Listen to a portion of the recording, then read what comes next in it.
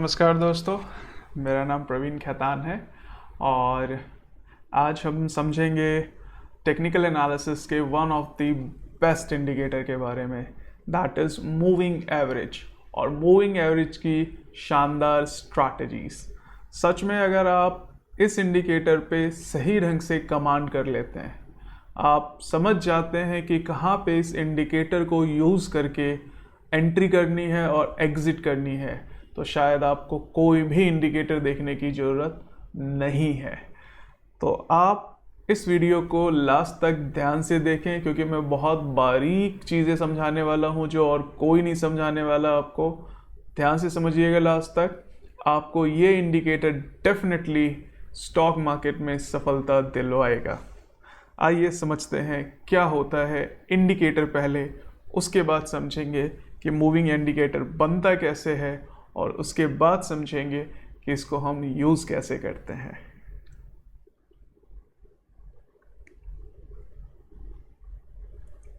ठीक है, so what are indicators? Now, indicator is a series of data points that are derived by applying a formula to the price data of a security. Basically, indicator price से बनता है। तो अलग अलग time पे price value लेके उस पर एक फार्मूला अप्लाई करते हैं और जो हमें एक इंडिकेटर क्रिएट करके देता है।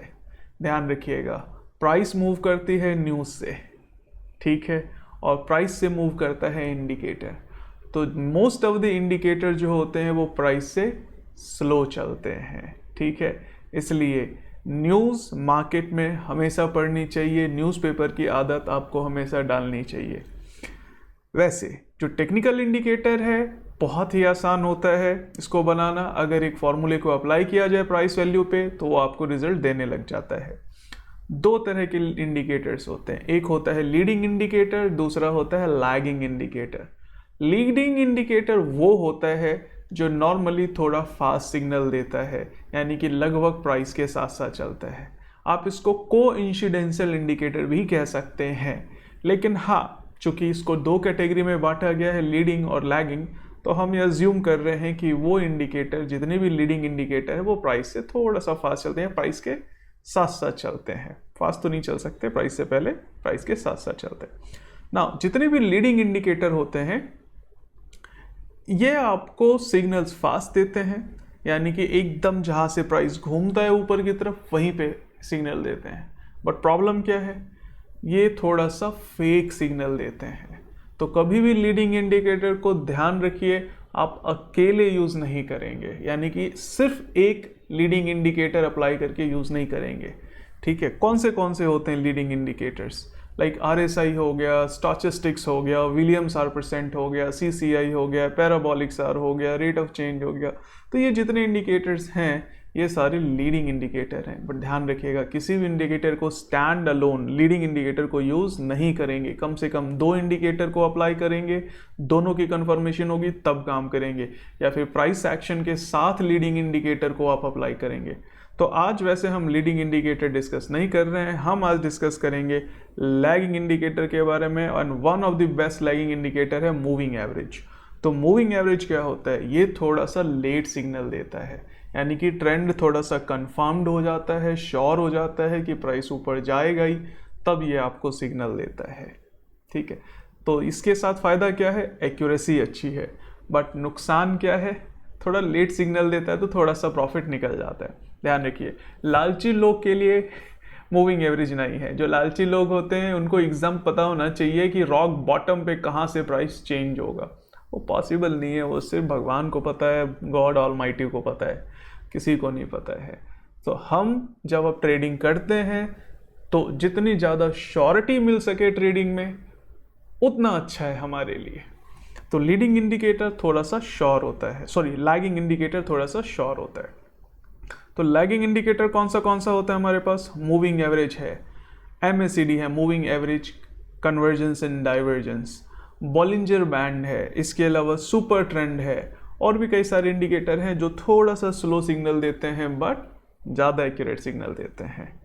तो मूविंग एवरेज क्या होता है अब ये समझते हैं हम। So let's suppose moving average calculate कैसे होता है।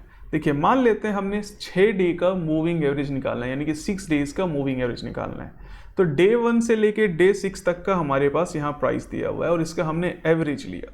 तो एवरेज हमारे पास आया 11.08 का एवरेज आया। ठीक है, अगले दिन क्या हुआ, 7वें दिन नेक्स्ट डे हमारे पास नया प्राइस आ गया। तो हमने क्या किया, फर्स्ट डे के प्राइस को हटा दिया, तो इससे हमारे पास फिर से 6 दिन का ये एवरेज आया, ये आया 11.5। फिर हमारे पास 8वें दिन क्या हुआ, फिर से हमारे पास एक नया प्राइस आया। ठीक है, closing price of every day we are taking, यानी कि 3:30 बजे का जो प्राइस होता है। तो 8वें दिन का जो हमारे पास प्राइस आया, उसके बाद क्या हुआ, हमने दूसरे दिन वाला प्राइस हटा दिया। तो इस तरह से हमारे पास हर दिन जब नया प्राइस आता है तो पुराना प्राइस हटाते जाते हैं और 6 दिन ही रखते हैं और उसका एवरेज निकालते हैं। तो ये जो हम निकालने की कोशिश कर रहे हैं 6 डेज का मूविंग एवरेज। मूविंग क्यों, क्योंकि हर दिन एवरेज प्राइस चेंज हो रहा है। तो अगर हम ध्यान से देखें तो ये जो हमारा टाइटल है, ये जो चार्ट है हमारा, इसमें हमारा ये प्राइस का लाइन है ब्लू वाला, और ये जो रेड वाली है ये एवरेज है। तो अभी प्राइस जो है हमारा एवरेज से ऊपर चल रहा है, तो इसको अपन बोलते हैं कि प्राइस बुलिश है। लेकिन वही कई बार क्या होता है, प्राइस लगातार घटने लग जाता है और उसकी जो एवरेज वैल्यू होती है वो प्राइस से ज़्यादा होती है, यानी कि प्राइस एवरेज से नीचे चला जाता है। तब हम बोलते हैं कि मार्केट जो है बेयरिश है। तो जब प्राइस एवरेज से ऊपर हो तो नॉर्मली बाइंग बनती है, और जब एवरेज जो है उससे प्राइस नीचे हो तो अपन बोलते हैं बेयरिश है मार्केट, वहाँ पे सेलिंग बनती है। तो आइए एक एग्जांपल लेते हैं चार्ट पे। तो ये एग्जांपल है सिंपल मूविंग एवरेज का।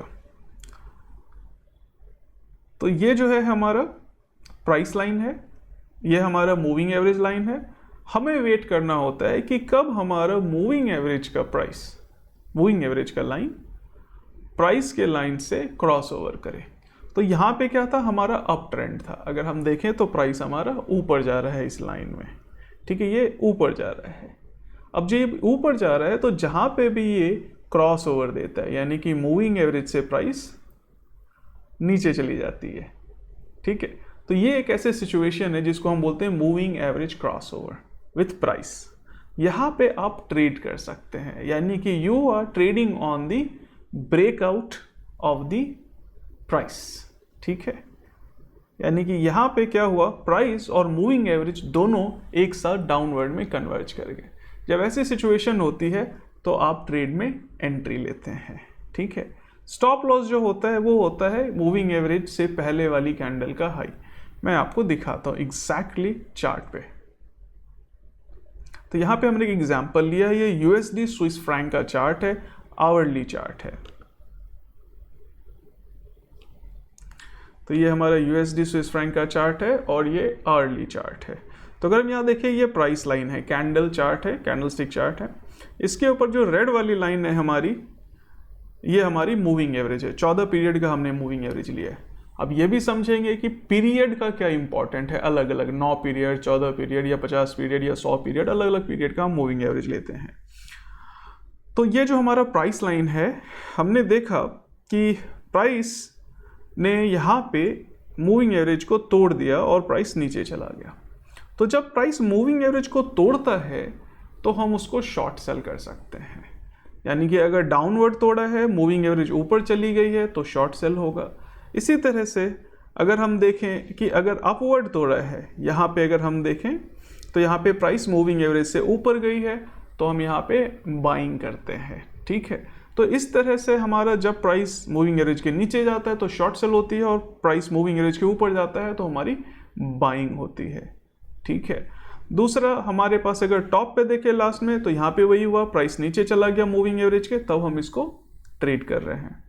अब मैं आपको एक टेक्निक बताता हूँ या एक राज बताता हूँ, एक रहस्य बताता हूँ सही ढंग से मूविंग एवरेज को अप्लाई करने का।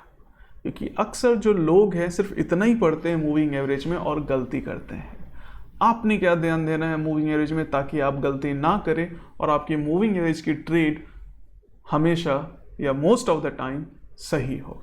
आपको ध्यान ये रखना है कि जब भी मूविंग एवरेज से प्राइस ओवर जाता है यानी कि क्रॉस ओवर करता है तो वो कैंडल मूविंग एवरेज को काट रही है, इंटरसेक्ट कर रही है। तो जैसे ही वो प्राइस से ऊपर जाती है आपको ट्रेड नहीं करना है, ठीक है। लोग यहीं पे गलती करते हैं। आपको कब ट्रेड करना है, आपको एक ऐसी कैंडल का वेट करना है जो मूविंग एवरेज से ऊपर खुले और बिल्कुल फ्रेश कैंडल हो, वो जरा सा भी मूविंग एवरेज से टच नहीं कर रही हो, मामूली सा टच कर रही हो चलेगा बट मेजॉरिटी क्रॉसओवर ना हो। तो अगर इस एग्जांपल में हम देखें यहाँ पे तो 3 मूविंग एवरेज है जो कि मूविंग एवरेज को क्रॉस कर रही है यहाँ पे। तो हम ट्रेड तब तक नहीं करेंगे जब तक एक फ्रेश कैंडल ना बने और वो मूविंग एवरेज से थोड़ा ऊपर ना हो और इंटरसेक्टिंग कैंडल का हाई ना तोड़े, तब तक हम लोग इसको बाय नहीं करेंगे। तो ये जो क्रॉस ओवर वाली कैंडल है जो मूविंग एवरेज को क्रॉस कर रही है, इंटरसेक्ट कर रही है, काट रही है, अगली कैंडल बननी चाहिए और इंटरसेक्टिंग कैंडल का हाई टूटना चाहिए, उसके बाद हम लोग बाइंग करेंगे, उससे पहले बाइंग नहीं करेंगे। ये एक सिंपल सी टेक्निक है जो राज है, मैं आपको बता रहा हूँ मूविंग एवरेज को सही से यूज़ करने का।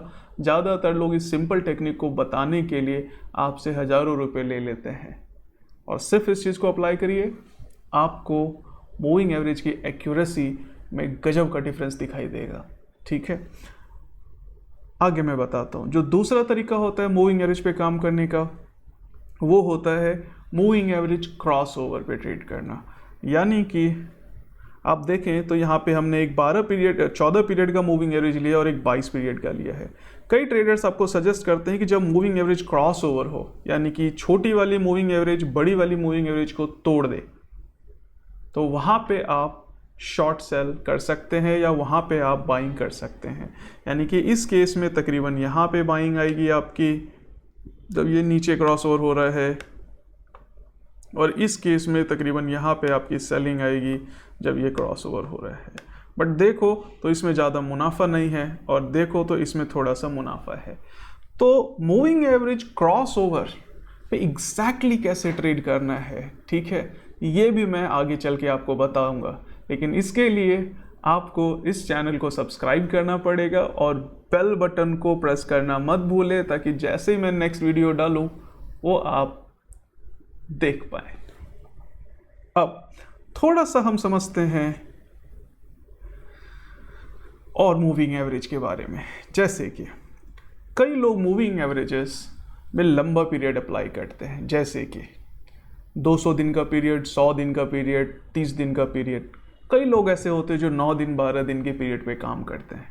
कौन सा सही है यूज़ करना पीरियड? देखिए, आपको सही पीरियड अप्लाई करने के लिए मूविंग एवरेज के लिए इसकी जो ट्रिक है या टेक्निक है वो ये है कि आपको देखना पड़ेगा ट्रेंड कितना लंबा है। अगर ट्रेंड लंबा है तो आपको थोड़ा सा बड़ा मूविंग एवरेज लेना पड़ेगा, जैसे 30 दिन या 50 दिन।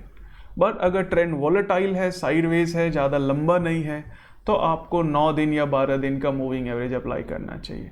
क्योंकि लॉन्ग टर्म सेंटिमेंट, ठीक है, अगर वो चेंज हो रहा है, शिफ्ट हो रहा है, यानी कि लगभग 1 साल से प्राइस नीचे आ रहा है और फिर आप देख रहे हो 3-4 दिन प्राइस बढ़ा है, तो आप नहीं कह सकते कि वो 1 साल का जो नेगेटिव सेंटिमेंट है उसको तोड़ करके अब प्राइस ऊपर जाने लग गया है। वो तुरंत नहीं कह सकते। आप 9 दिन या 12 दिन की मूविंग एवरेज अप्लाई करके नहीं कह सकते। वहाँ पे सबसे अच्छा है कि आप 30 दिन की मूविंग एवरेज अप्लाई करें या फिर 50 दिन की मूविंग एवरेज अप्लाई करें। जब वो क्रॉस ओवर करेगा तब आप ट्रेड करें। यानी कि जितना लंबा ट्रेंड हो उसके लिए बड़ी मूविंग एवरेज रखें और छोटे ट्रेंड के लिए आप छोटी मूविंग एवरेज रखें। अब एक चीज़ का ध्यान रखें, जो गुड मूविंग एवरेज कॉम्बिनेशंस हैं, अगर हम बात करें इंट्राडे के लिए तो हमारा 9 से 12 पीरियड का है, शॉर्ट टर्म के लिए 12 से 22 दिन का है। शॉर्ट टर्म मतलब तकरीबन आप मान के चलिए 3 हफ्ते तक। मिड टर्म मतलब 3 महीने तक, 6 महीने तक के लिए 10 से 40 पीरियड का मूविंग एवरेज अच्छा है। लॉन्ग टर्म के लिए 30 और 50, 20 में नहीं कहूँगा, 30 और 50 मीडियम टर्म के लिए बहुत अच्छा है। यानी कि 6 महीने से 9 महीने में इतनी लंबी ट्रेंड हो 6 से 9 महीने की या साल भर तक के भी हो तो हमारे पास 30 से 50 दिन का मूविंग एवरेज कम से कम अप्लाई करें। और लॉन्ग टर्म यानी कि 1 साल से ऊपर, 2 साल 3 साल से एक ही ट्रेंड में चल रहा है प्राइस, तो आप 50, 150, 200, 300 दिन का आप अप्लाई कर सकते हैं मूविंग एवरेज।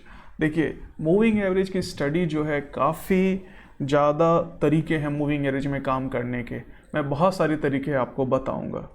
और एक्चुअल में अगर आप चाहते हैं कि आप प्रैक्टिकल वे में मूविंग एवरेज सीखें, ठीक है, यानी कि आप चाहते हैं कि मेरे को एग्जैक्टली लाइव चार्ट में ये पता चले कि कहाँ पे मूविंग एवरेज में एंट्री मारनी है, कहाँ पे एग्जिट मारनी है, और भी उसके कई सारे एडवांस तरीके हैं, तो आप हमारा एडवांस कोर्स सब्सक्राइब कर सकते हैं, वो ले सकते हैं। उसकी जो रजिस्ट्रेशन लिंक है वो मैंने डिस्क्रिप्शन में दी है, आप वहाँ से परचेस कर सकते हैं और बहुत ही मिनिमम कॉस्ट पे है।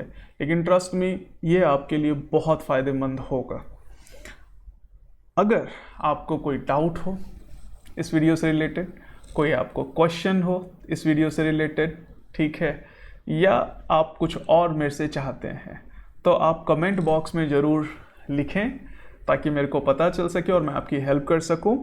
अगर पसंद आए तो आप ज़रूर बेल आइकन पर प्रेस करें, इस चैनल को सब्सक्राइब करें, भूलिए मत। मैं आगे और भी अच्छी अच्छी वीडियोस बताता रहूँगा, मूविंग एवरेज की और भी एडवांस टेक्निक्स बताता रहूँगा मैं आपको। तब तक के लिए अलविदा। और जितना सिखाया है आज, मैं उम्मीद करता हूँ कि आप उसको किसी भी ट्रेडिंग सॉफ्टवेयर पे प्रैक्टिस करें, जैसे कि investing.com फ्री में है, बहुत अच्छा है। अब उस पर जाएं, चार्ट को अप्लाई करें लाइव मार्केट में और देखें। कोई डाउट हो तो वापस आइए इसी वीडियो पे, कमेंट बॉक्स में कमेंट डालिए, ठीक है, मैं हेल्प ज़रूर करूँगा। तब तक के लिए बाय बाय, टेक केयर।